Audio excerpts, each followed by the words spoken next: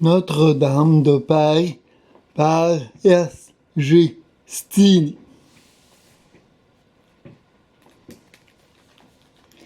J'ai toujours aimé cette grande cathédrale. Dès que je suis allé à Paris, c'est une des premières choses que je suis allé voir. Et puis, en 1976, durant l'été, je l'ai peinte pour la première fois. À la suite d'une de mes expositions d'objets en zoom. Alors j'ai décidé de la peindre en zoom, c'est-à-dire en perspective intérieure à l'apparence de l'objet. Ici, c'est intérieur à l'apparence, non pas l'intérieur lui-même, mais l'intérieur à l'apparence de l'objet. Ici.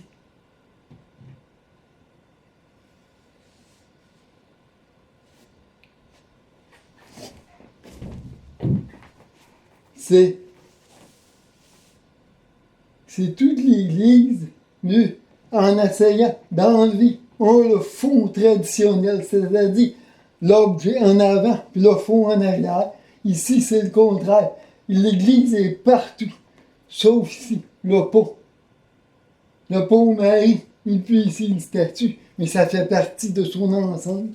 Et puis, qu'on regarde ici, qu'on regarde là, qu'on regarde là. Et bien sûr, ici, on voit la flèche, puis ici, le chevet. Mais aussi, on voit l'ensemble.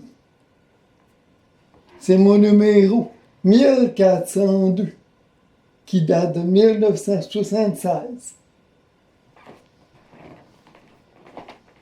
C'est très intellectuel. Peut-être que certains ne la reconnaîtront même pas. 3 ans plus tard,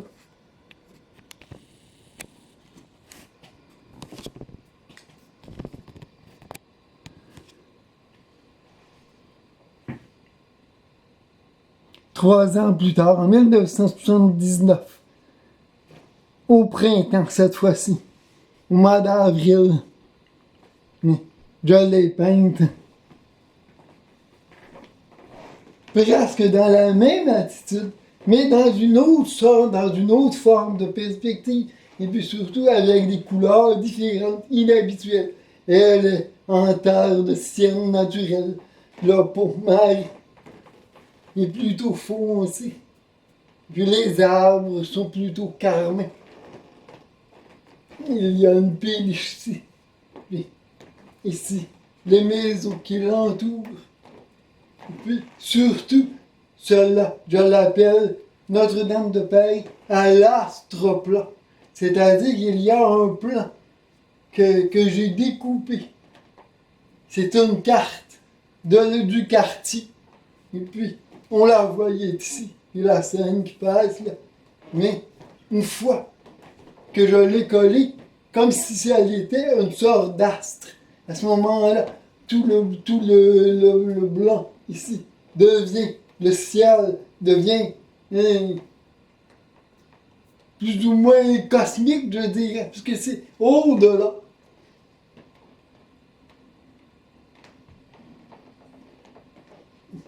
Ici, dans les mansardes, ici, on voit une petite silhouette, une lumière allumée, puis une petite silhouette. Et c'est l'artiste en train de travailler pendant la nuit, ou bien l'écrivain. Ou bien, de toute façon, c'est ça, on pourrait dire tout dort et je veille.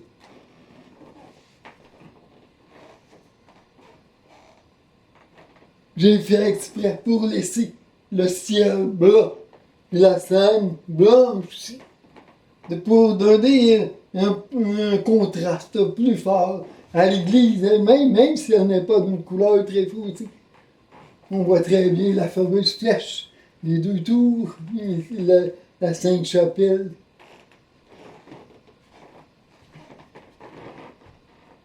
C'est mon numéro 1696 dans mon catalogue résolu.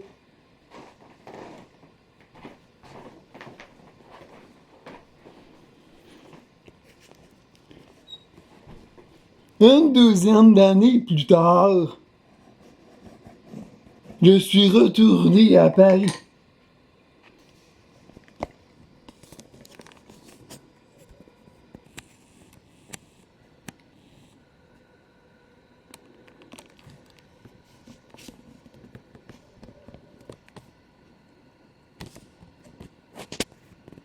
J'avais une pochette quand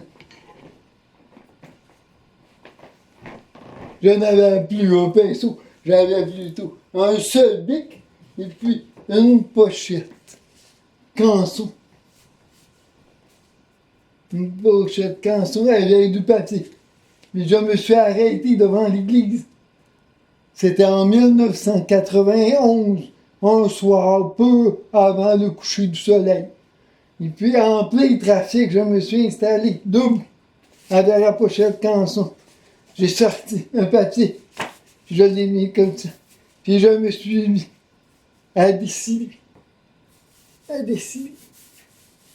Seulement avec un bic, essayer de tracer, donner une vraie trace de toute la grande église qui était devant moi, sur le côté.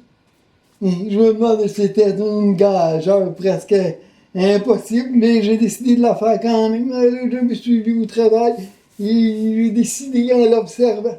Et là, l'église était devant moi, tout le temps. Pendant 1 heure et 3 quarts, j'ai dessiné. Puis ensuite, il y avait 2 gros vents. Le trafic faisait vibrer la chaussée. Mais j'ai payé quand même. Et puis, finalement, au bout d'1 heure et 3 quarts de travail, ça a donné ça. On voit très bien l'église, la flèche, les 2 tours. Elle est plus ou moins sur le côté cette fois. Puis les arcs-boutants. Puis là, ici, là, j'ai enlevé le trafic. J'ai mis seulement quelques passants et quelques voitures, pas plus. C'était en 1991.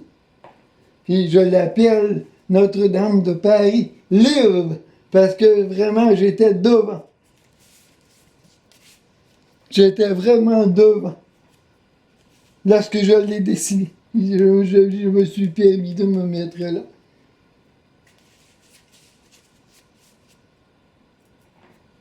J'ai voulu. Mon principal but, c'était de montrer que même avec des petites touches légères d'Urbic, c'était un édifice très stable, bien encaissé sur le sol. Et pourtant, lourde mais légère en même temps à cause des traits très fins du bic.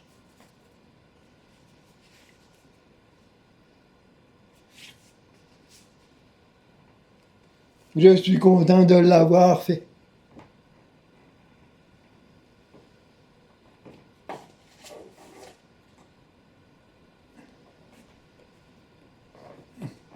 En fait, on sait que l'église a brûlé le 15 avril 2019. Mais heureusement, on a appris aussi que la reconstruction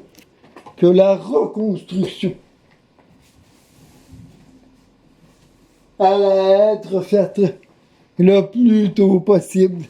Mais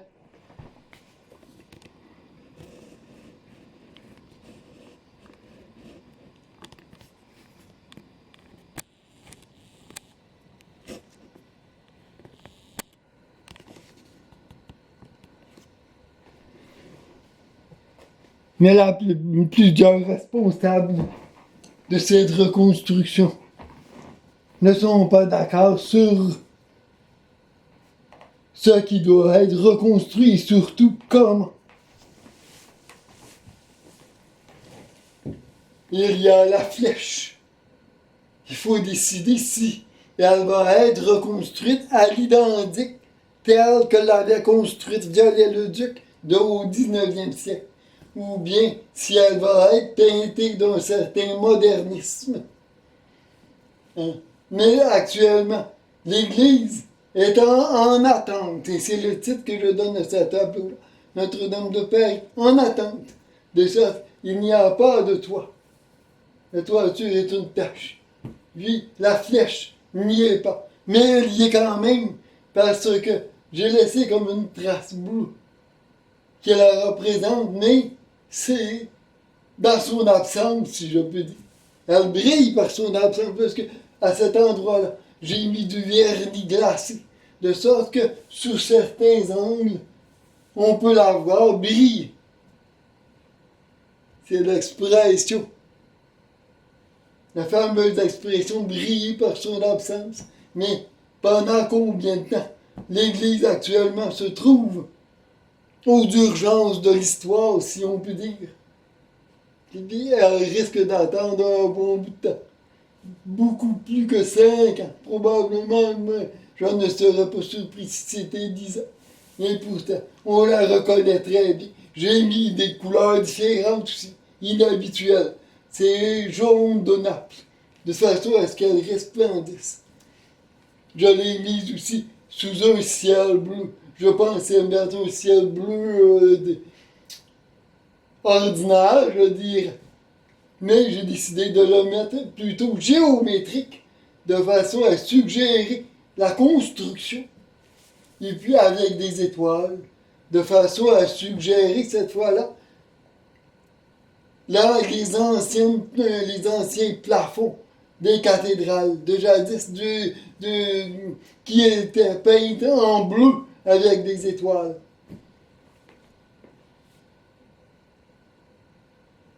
J'ai mis les arbres vert clair, de façon à mieux faire ressortir la splendeur quand même de l'église. Ici, la rue est bleu clair, avec seulement quelques voitures, quelques véhicules et les passants sont traités ici, sont minuscules. Ici, un peu plus grand. Ce n'est pas la perspective normale. Et puis ici, j'ai mis une jeune femme qui provient d'un de mes tableaux, que j'espère l'espérance, malgré tout. C'est en même temps, c'est non seulement elle, mais c'est l'Église qui est en train d'espérer malgré tout qu'elle va être reconstruite à son mieux. Quant au ciel, ce n'est pas un ciel de nuit, ce n'est pas un ciel de jour non plus, c'est un ciel au-delà du temps. Ce que je pourrais dire dans l'espace-temps, conscience. Et ici, c'est moi qui est en train de décider. Les étoiles, enfin, ne sont pas placées n'importe où. Ce sont parmi les 25 étoiles les plus brillantes de la Voie lactée, les 12 plus proches de nous. De sorte que si, plus tard, on va dans l'espace, ce sont probablement ces étoiles-là, que des planètes autour de ces étoiles-là, que nous verrons, où nous irons d'abord. En fait, il y a ici une toute petite tache noire. Elle représente une des chimères pour montrer, pour faire opposer à l'espérance malgré tout. Si la chimère est un rêve plus ou moins fou. Mais est-ce qu'une cathédrale est une sorte de rêve fou? Chacun peut décider selon ce qu'il pense ou selon ce qu'il croit. Selon ce qu'il aime aussi. Et selon aussi, avant tout, ce qu'il espère. Ce tableau-là a été peint. Je l'ai pensé tout de suite après l'incendie. Mais je l'ai d'abord réfléchi pendant plusieurs jours. Et ensuite, je l'ai peint du 4 au 22 mai 2019.